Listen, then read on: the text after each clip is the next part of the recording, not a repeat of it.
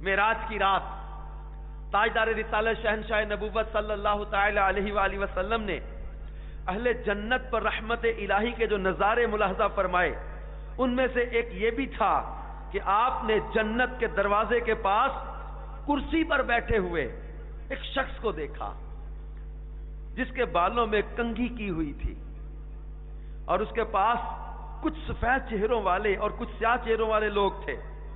پھر وہ لوگ جن کی رنگت میں سیاہی تھی ایک نہر پر آئے اور اس میں غسل کیا تو ان کے رنگ صاف ہو گئے۔ اس کے بعد وہ ایک اور نہر پر آئے اور ان میں غسل کیا تو ان کے رنگ مزید صاف ہو گئے۔ اس کے بعد انہوں نے تیسری نہر میں غسل کیا تو ان کے رنگ ان کے باقی ساتھیوں کی طرح بالکل سفید ہو گئے۔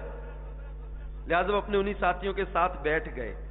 سرکار صلی اللہ تعالی علیہ وسلم نے پوچھا، اے جبریل، یہ کون لوگ ہیں جن کے چہرے سفید ہیں، اور وہ کون لوگ ہیں جن کی رنگت میں کچھ خرابی تھی؟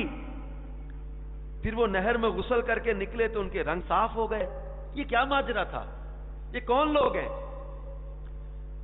تو عرض کی، یا رسول اللہ صلی اللہ علیہ وسلم، یہ جنت کے دروازے کے قریب کرسی پر بیٹھے ہوئے شخص آپ کے والد حضرت ابراہیم علیہ السلام ہیں۔